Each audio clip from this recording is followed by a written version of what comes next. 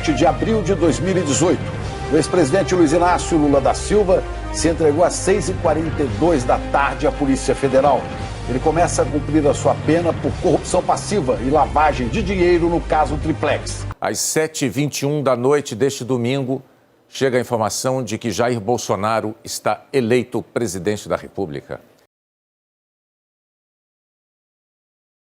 O canal BBC soltou ontem uma entrevista aí, eu acho que a primeira em TV aberta que foi concedida pelo presidente Lula. Então eu vou passar aqui rapidinho a entrevista com vocês, vou traduzir as partes que estão em inglês. Eu sei que tem muita gente que gosta do Lula e tem muita gente que odeia, mas o fato é que o ex-presidente Luiz Inácio Lula da Silva foi um dos principais políticos que o Brasil conheceu. Então eu decidi ajudar. A internet está simplesmente tomada por passadores de panos motivados a defender o ministro Sérgio Moro. E o primeiro diz o seguinte: quais ilegalidades a operação cometeu?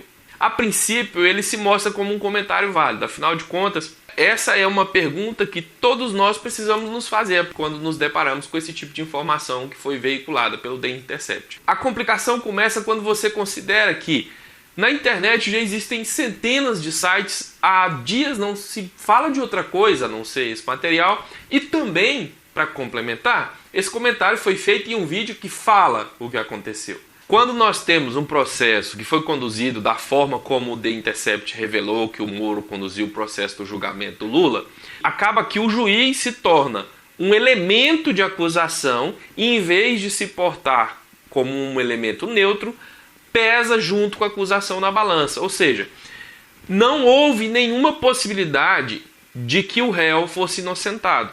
Não havia essa possibilidade. Juntou-se o juiz e a acusação contra o réu. Este foi o problema. Quanto mais eu releio as conversas dos procuradores da Lava Jato com o ex-juiz Sérgio Moro, mais eu me convenço de que talvez essas pessoas sofram do mesmo transtorno sociopatológico que leva ao surgimento de milícias, que é um problema sério de segurança pública que acomete o Rio de Janeiro no momento. Seriam essas pessoas uma nova versão da milícia que agora impregna o judiciário? O que é a milícia? A milícia é um grupo de pessoas que, de certa forma, toma conta de uma região, de uma comunidade, onde o Estado não consegue acessar de forma satisfatória. Essas pessoas, via de regra, são dissidentes de forças militares oficiais, geralmente policiais aposentados, bombeiros, entre muitas outras profissões aí. Não é preciso dizer que esse tipo de força paramilitar é ilegal, tanto pela própria existência quanto pelo fato de que, para executarem as suas atividades, elas cometem muitas outras ilegalidades. Eles trabalham com fornecimento de gás ilegal, com fornecimento de TV a cabo ilegal, impõem terror, fazem suas próprias leis naquela região. Mas por que a compreensão de como esse mecanismo funciona é importante? Para que você compreenda como funciona também a mente de um miliciano. Se você conversar com um criminoso qualquer, ele vai te falar: eu faço isso, mas eu sei que é errado. Mas se você conversar com um miliciano, ele vai inclusive exigir a sua gratidão. Ele vai dizer para você: eu não fiz absolutamente nada de errado, inclusive eu devo ser recompensado por isso. E se essa forma de responder ao questionamento te faz lembrar das respostas dadas pelo Sérgio Moro e pelo Dallagnol, não é mera coincidência, você simplesmente começou a entender onde eu quero chegar.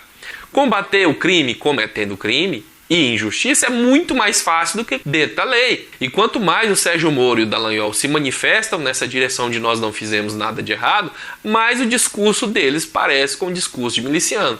Quando você recorre às transcrições vazadas, você percebe até um certo ar de messianismo, né? Nós temos que fazer isso porque ninguém fará. Fica evidente que eles se sentem ali portadores de uma virtude e de uma licença que só eles possuem para transgredir as regras para atingir o objetivo.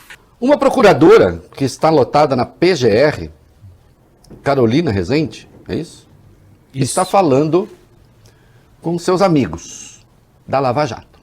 Tinha tido a condução coercitiva do Lula ilegal, o Lula ter feito um discurso e tal. Aí ela diz assim: fiquei pensando que precisamos definir melhor o escopo para nós dos acordos que estão em negociação. Depois de ontem, precisamos atingir Lula na cabeça. Prioridade número 1, para nós da PGR. Lembrando que o Procurador-Geral da República era Rodrigo Janot. Atingir Lula na cabeça é a prioridade número 1. Orlando Martello, aquele procurador que disse que isso era uma conversa de bar, voglio bene, quase nudes. Conversa de bar? Quem é que em bar combina dar tiro na cabeça dos outros? Só se for conversa de bar de miliciano. É uma metáfora? Não, eu sei que é uma metáfora, mas aqui alvos estão sendo estabelecidos para destruir pessoas, inclusive ministros de tribunais superiores. Já vamos ver. E quando eu falo que isso é coisa de miliciano, em certo sentido, a Lava Jato acabou operando como uma milícia, porque o que é a milícia? A milícia é uma organização paralela, geralmente formada por policiais e ex-policiais, originalmente criada para combater o narcotráfico e proteger as pessoas, certo? Tanto é que lá no começo tinha até gente razoável que dizia assim, bom, fazer o quê, né? O Estado é incapaz de acabar com o narcotráfico, então a sociedade se organiza. Notem que a Lava Jato tem um pouco esse espírito. Há uma impunidade no Brasil, ninguém combate, então a gente tem que se organizar. Assim como a milícia não segue as regras do jogo, também a Lava Jato não segue. Por quê? Parte do princípio que se seguir a regra do jogo, não combate o mal. Assim como, como é que você combate o narcotráfico segundo a regra do jogo? Não dá, então nós vamos fora da regra do jogo. E vamos proteger as pessoas. Proteger as pessoas. E vamos proteger as pessoas. Assim como a Lava Jato também julga proteger o bem público. E as pessoas. Por exemplo, a Jornal Estadão, que era uma fã grande do Sérgio Moro, durante 5 anos. Depois, nossas primeiras divulgações, publicou um editorial falando que Sérgio Moro deveria renunciar seu cargo público e Deltan deve ser afastado porque o comportamento antiético que nós provamos. Imaginemos um campo de futebol e um juiz de futebol marca um pênalti inexistente contra um dos times, de maneira programada. Esse mesmo juiz de futebol orienta um jogador para a sua melhor posição, que ele tem que ficar para que não seja marcado impedimento. Esse mesmo juiz dá um cartão vermelho para um dos jogadores do time que nessa altura do campeonato já está evidente para todo mundo, que é o time adversário ao seu. Depois, no horário do intervalo, esse juiz desce ao vestiário para poder orientar, junto com o técnico, o time que está vencendo a partir dessas manobras. E ao final do jogo viciado, a família desse juiz comemora nas redes sociais a vitória do time que foi vencedor a partir dessas manobras. Se não fosse suficiente, alguns meses depois, o juiz muda de função, não é mais árbitro de futebol, e ele passa a ser da diretoria do time que ele ajudou a vencer a disputa. Senhor Sérgio, eu posso ter me equivocado na palavra analogia, mas eu não vou me equivocar na firmeza do que aqui tem que ser dito. A história não absolverá o senhor. Da história, o senhor não pode se esconder. E o senhor vai estar, sim, nos livros de história. Vai estar nos livros de história como um juiz que se corrompeu, como um juiz ladrão. É isso que vai estar nos livros de história. A população brasileira não vai aceitar como fato consumado um juiz ladrão e corrompido que ganhou uma recompensa para fazer com que a democracia brasileira fosse atingida.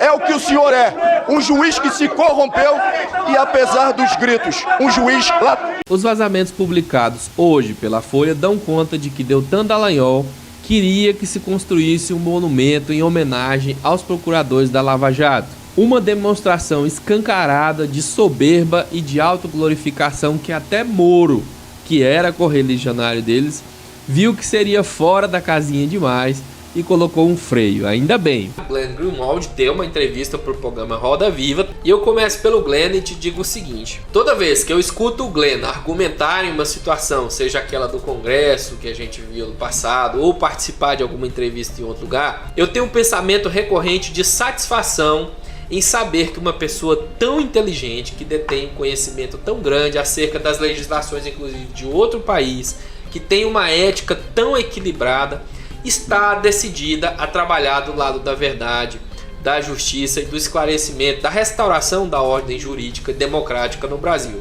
Salve, meus amigos. Para você que acabou de chegar do trabalho, eu sei que você está doido para saber o resultado dos votos dos ministros na retomada do julgamento sobre a prisão em segunda instância no Supremo Tribunal Federal. Eu sei que você não vai ter paciência de assistir tudo, então já estou trazendo aqui para você o que foi que aconteceu hoje. Nas sessões de ontem votaram Marco Aurélio de Mello, Edson Fachin, Alexandre de Moraes e Roberto Barroso. E o placar tinha ficado 3-1 contra o texto constitucional. E como eu sei que tem muita gente que acompanha aqui porque está interessada na possível libertação do ex-presidente Lula, traduzindo, significa que tinha ficado 3-1 contra a possível libertação do Lula. Hoje ocorreram mais 2 sessões. A primeira delas ocorreu por volta de 3 horas da tarde e a última se encerrou agora há pouco. Votaram hoje Rosa Weber, Luiz Fux e Ricardo Lewandowski. No final, o placar quase foi revertido, mas ainda continua prevalecendo os votos contra a Constituição. O placar de hoje acabou 4-3 contra uma possível libertação do ex-presidente Lula. A sessão vai ser retomada hoje às 14 horas e nós pretendemos estar aqui mais uma vez acompanhando essa transmissão. E eu te convido para vir assistir aqui com a gente. Por quê? Porque é mais divertido. Você acompanha junto com seus amigos, junto com companheiros que têm opiniões convergentes com a nossa. E também eu vou comentando algumas coisas ali, pontuando alguns detalhes que pode ser interessante para você. Se você gosta desse tipo de ambiente, é aqui mesmo o lugar que você tem que ficar. O julgamento de suspeição do juiz Sérgio Moro nos casos da Lava Jato, incluindo o caso que levou à prisão o ex-presidente Luiz Inácio Lula da Silva, está para acontecer no STF, na mesma corte que a gente vem transmitindo as lives aqui. A segunda turma do STF provavelmente irá julgar a suspeição de Moro na segunda quinzena de novembro, ou seja, a partir do dia 15 do mês que vem. Então isso é muito perto. A gente sabe que esses julgamentos não começam e acabam no mesmo dia. A segunda turma é formada apenas por 5 membros, então serão, obviamente, 5 votos. Nesse momento, a gente tem imagens ao vivo, direto de Curitiba, o ex-presidente Luiz Inácio Lula da Silva saindo da sede da Polícia Federal. Ele que foi preso no dia 7 de abril do ano passado pela condenação envolvendo o caso do Triplex no Guarujá.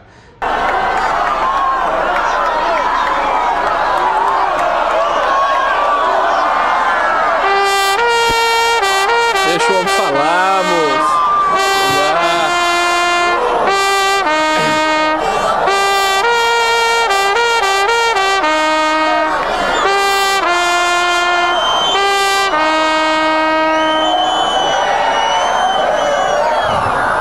Queridos companheiros, queridas companheiras, vocês o like, galera, o like. Não têm dimensão do que significa o dia de hoje para mim. Lá em cima está o helicóptero da Rede Globo de televisão. Ah, que sacada boa. Para falar merda outra vez sobre o Lula e sobre nós.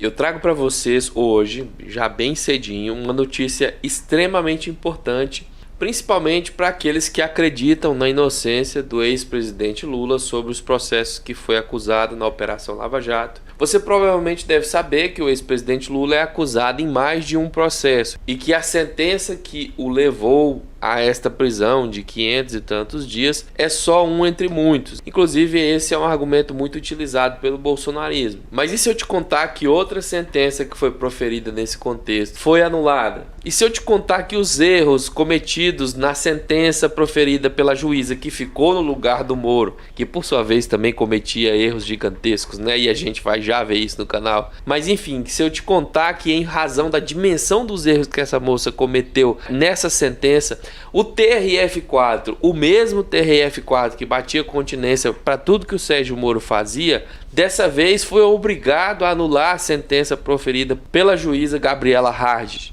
Pois é, e se eu te contar que a anulação dessa sentença, às vésperas do julgamento de suspensão do juiz Sérgio Moro, no caso do Triplex, pode ser o primeiro passo numa escalada de reconhecimento de erros e vícios nesses processos da Lava Jato. A justiça rejeitou aquela denúncia daquele procurador morista lá, de que acusou o Luiz Inácio Lula da Silva, ex-presidente, e o Guilherme Boulos de ter invadido o triplex que a própria justiça afirmava que era de Lula. O Sérgio Moro vai ser julgado, né? Acho que está agora para março, marcado para março a suspeição de Moro. Vai ter outra remessa daquela de transmissões, e que nem que seja no nosso canal secundário. Aparentemente, esta não foi a primeira vez que o ex-chefe da Força Tarefa voluntariamente antecipou o conteúdo de manifestações do Ministério Público Federal ao ex-juiz Sérgio Moro. Em diálogos travados semanas antes, o magistrado cobrou do MPF uma manifestação relativa a um habeas corpus impetrado pela Odebrecht. Em resposta, Deltan Dallagnol afirmou: estou acabando, mas vai passar por outros colegas. Protocolamos amanhã, salvo se for importante que seja hoje. Posso mandar, se preferir, versão atual por aqui para facilitar preparo de decisão. Vou repetir, é constrangedor o que está... A não ser que os fatos não existiram. Porque se eles existiram, eles são constrangedores. A prática de antecipar o conteúdo de manifestações técnicas ao juiz da Lava Jato, fora dos autos, fazia parte da rotina desta combinação. O magistrado, que ocupava a verdadeira posição de revisor técnico das peças do MPF, parecia chancelar as peças, mesmo quando o processo já havia saído da sua jurisdição. Destaca-se de novo, digno de memória, notável mensagem de Deltan ao grupo de procuradores em 21 de julho de 2017, ao advertir: Russo quer uma previsão das nossas razões de apelação no caso Triplex. Russo, como sabem, pelo menos como se divulga, seria o juiz Moro, o ex-juiz Moro. Estamos entrando nesta transmissão importantíssima e não preparada para trazer uma notícia para vocês que eu acho que vai cair o queixo de muita gente aí, muitos petistas e democratas, progressistas e até advogados que nada tem que ver com política esperaram por esse momento. O ministro do Supremo Tribunal Federal, Edson Fachin, anulou, repito, anulou todas as condenações da Lava Jato contra o ex-presidente Lula. Fachin, Fachin é nosso, anulou as condenações contra o ex-presidente Lula que são referentes à Lava Jato. E com isso, pasmem, o ex-presidente Lula volta a ser elegível. O ministro do Supremo Tribunal Federal anulou nesta segunda-feira, dia 8 de março, Dia Internacional da Mulher, todas as condenações contra o ex-presidente Lula pela Justiça Federal do Paraná, da República de Curitiba, relacionadas às investigações na Operação Lava Jato. O motivo eu explico pra você. Fachin agora, sabe, tipo, quase 4 horas da tarde da segunda-feira, 3 de março de 2021, trocentos anos, 500 e tantos dias depois de cadeia, processos e processos e processos recorridos pela defesa do ex-presidente Lula falando a mesma coisa. Agora, o Fachin percebeu que Atibaia e Guarujá ficam em São Paulo e não em Curitiba. Daí ele disse que a Justiça de Curitiba, no Paraná, não tem competência para esses casos do Triplex de Guarujá, do sítio de Atibaia, que ficam ambos em São Paulo, referentes a doações do Instituto Lula. Então, um presidente da República que se respeitasse e que respeitasse o povo brasileiro, a primeira coisa que ele teria feito em março do ano passado era criar um comitê de crise. Eu falei envolvendo isso. O seu ministro da Saúde. Falei isso aqui no canal, galera. Envolvendo secretários da Saúde dos estados. Envolvendo cientistas da Fiocruz, cientistas do Butantan e outros cientistas. E toda semana orientar a sociedade brasileira do que fazer. Era preciso priorizar dinheiro e comprar as vacinas que pudesse comprar em qualquer lugar do planeta Terra. Olha aí, tudo. Porque nós tivemos momentos que teve vacina que a gente sequer aceitou. A própria Pfizer tentou oferecer vacina e a gente não quis. A Organização Mundial da Saúde, porque nós tínhamos um presidente que inventou uma tal de cloroquina. Nós tínhamos um presidente que falava que quem tem medo do Covid é maricas, que o Covid era uma gripezinha, que o Covid era coisa de covarde, que ele era ex-atleta e que, portanto, ele não ia pegar. Esse não é o papel no mundo civilizado de um presidente da República.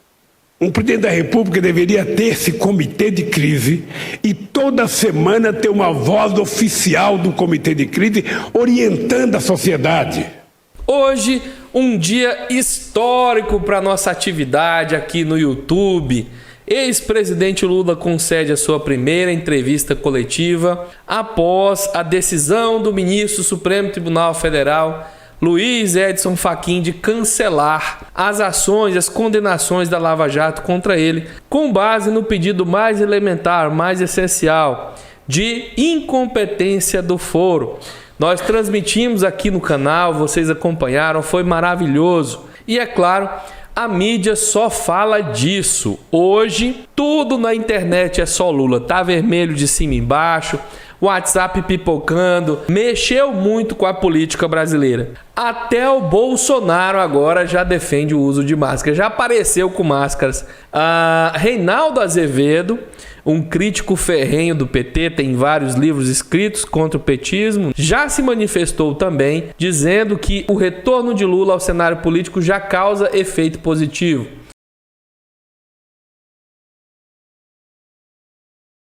Senhor presidente, quero dizer que eu escrevi essas linhas antes mesmo dessa decisão do ministro Fachin, porque o meu voto já estava pronto de longa data.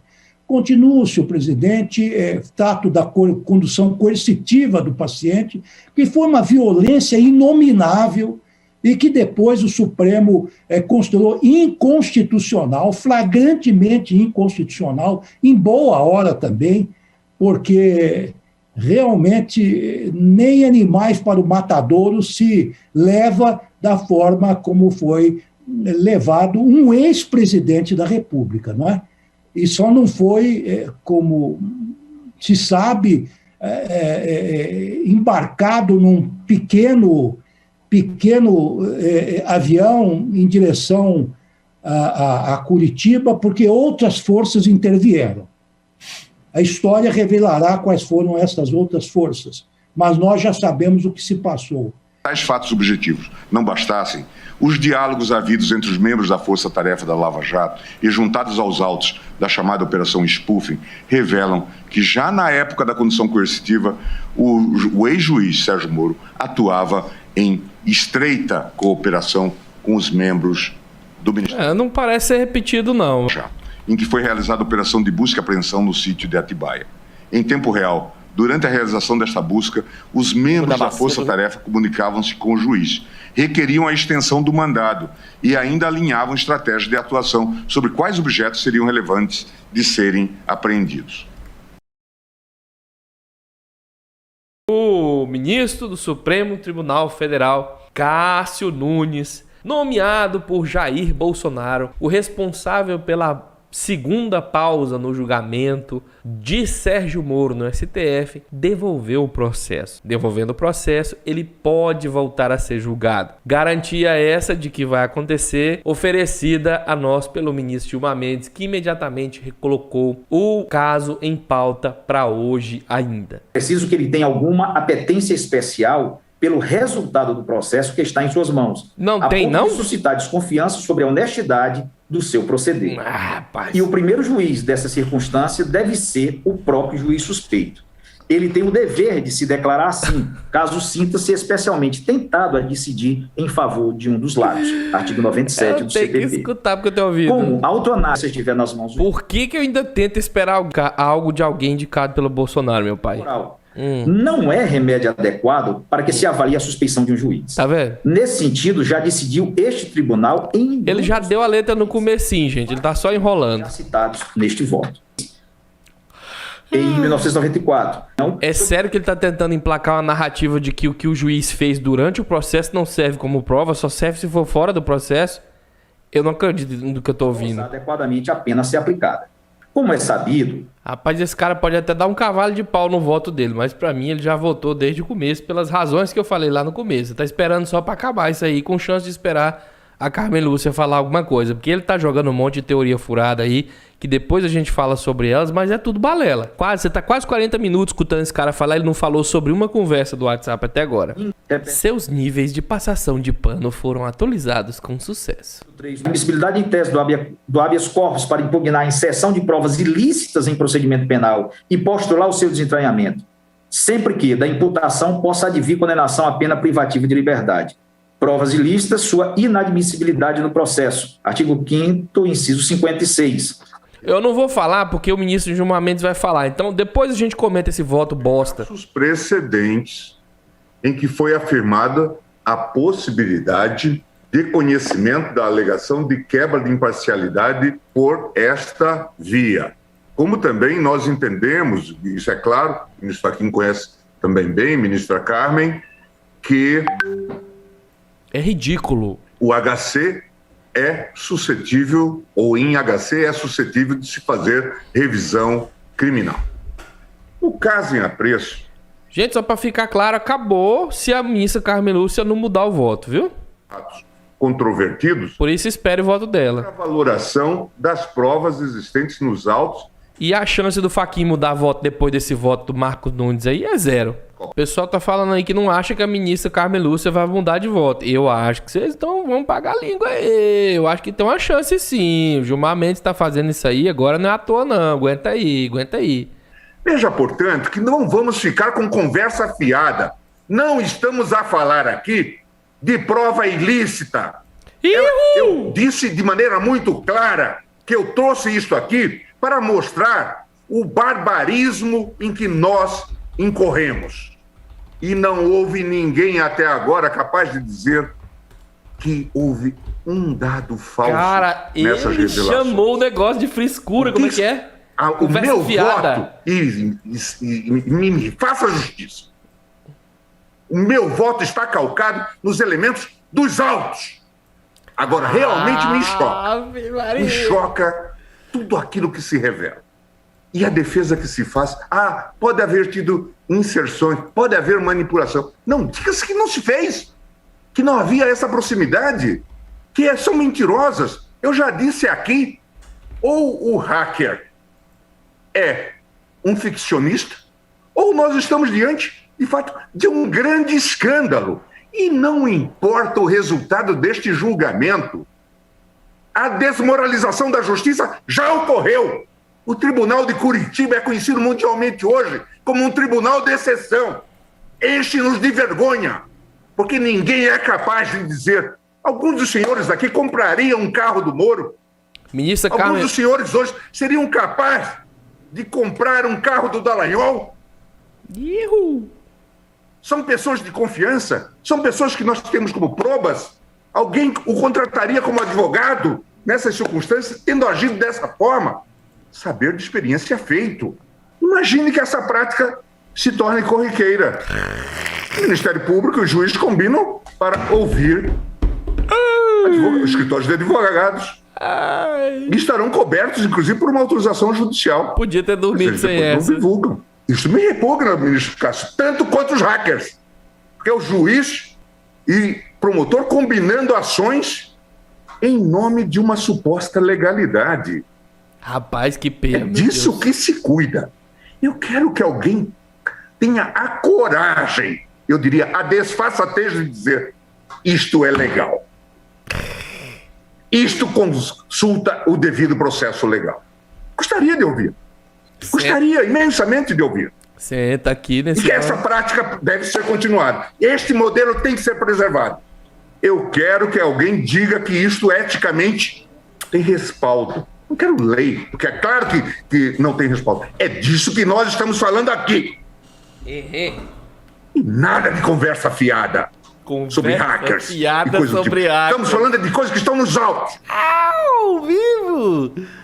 A OAB, as prerrogativas dos advogados foram vilipendiadas. E subscrever esse tipo de prática é faltar com os compromissos que a ordem tanto defende, ministro Cássio. Eu já ganhei meu dia de ter escutado esse sabor. É disso que nós estamos falando. Que a interceptação telefônica do celular do advogado Roberto Teixeira e do ramal tronco do escritório de advocacia é admitida com estranha naturalidade. E, ministro Cássio, nós não estamos falando de hackers. Nós estamos falando de uma informação cínica vinda do juiz. Ai, eu ri.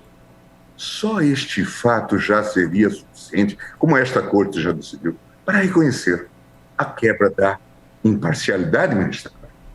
É chocante. Observa-se assim que a interceptação telefônica do celular do advogado Roberto Teixeira e do ramal tronco do escritório de advocacia é admitida com estranha naturalidade por parte do julgador, com base no suposto argumento de que o número da sede do referido escritório teria sido equivocadamente vinculado a Lios Palestra pelo MPF. Já disse de maneira muito clara que o HC é instrumento, sim, para afirmar a suspeição de magistrado. Nunca se cogitou de trazer a parte para o processo, porque, de fato, e quem já estudou alguma coisa de habeas corpus sabe que ele tem uma estrutura processual Disse que ele não muito estudou. peculiar. Disse que não Muito estudou peculiar. sobre habeas corpus. E por isso está aí até hoje. Caraca. Com todas as tentativas que se fizeram. De fato, é um impetrante que normalmente não é sequer o paciente, raramente é. Podia ser que de outra faz em forma. nome do paciente. E por isso que a doutrina processual, inclusive, assentou que é um tipo de ação popular. E do outro lado, diz, não, mas isso tudo é normal. Tragamos ele para os autos para fazer a defesa, contraditória e ampla defesa. Quer dizer, o réu não tem direito a contraditória e ampla defesa, mas o juiz tem. Eu falei isso. É uma fórmula muito interessante, que talvez caiba mesmo no Código de Processo Penal da Rússia. Mas vamos lá. Toma, desatento. A divulgação ilegal dos autos. Desculpe a ênfase, senhores ministros, mas é preciso que todos nós tenhamos a noção da responsabilidade do caso que nós estamos julgando. Que não se trata de ficar brincando de não conhecer de habeas corpus. É muito fácil não conhecer de habeas corpus. Atrás, muitas vezes, da técnica de não conhecimento de habeas corpus, se esconde um covarde. Chamou de covarde! Não, eu tenho que anotar isso também. Chamou de covarde. O bom atrás. Ladrão salvou-se, mas não há salvação para o juiz covarde. Digo, senhor. É agora ou nunca? Senhores ministros, é um gosto compor com todos o ministro Castro Nunes, o ministro Fachin. Votou! Se manifestou sobre isso. Votou, ministra Carmelô. Chegou para falar à vontade. A possibilidade, porque não era o caso aqui, de reconhecida, ainda que fosse, a quebra do dever de imparcialidade. Você estava aqui. Você estava aqui mais uma vez quando a gente ganhou de novo. Eu estou concedendo a ordem, os termos, portanto, em que pleiteado, mas sem esta condenação final, mais uma vez, reiterando os meus cumprimentos ao ministro relator, a quem tem a honra de compor pela excelência do seu desempenho neste Supremo Tribunal Federal, mas que neste caso, após um estudo exaustivo do que veio ao longo deste período, desde o início da tramitação deste habeas, me leva a concluir exatamente no sentido que acabo de votar. Agradeço mais uma vez a palavra, senhor presidente. É oficialmente suspeito, Sérgio Moro, 3-2. O Fachin vai falar. Porque hoje vence o Estado Democrático de Direito. É aquele negócio, basta para você entender, é simples. Perde o marreco de Maringá, ganha o país. Ai, você tá defendendo o Lula, você não entendeu, foi nada. Volta no começo dos vídeos do canal e assiste um por um, depois volta pro debate. Juntos aqui a gente venceu muitas, hein?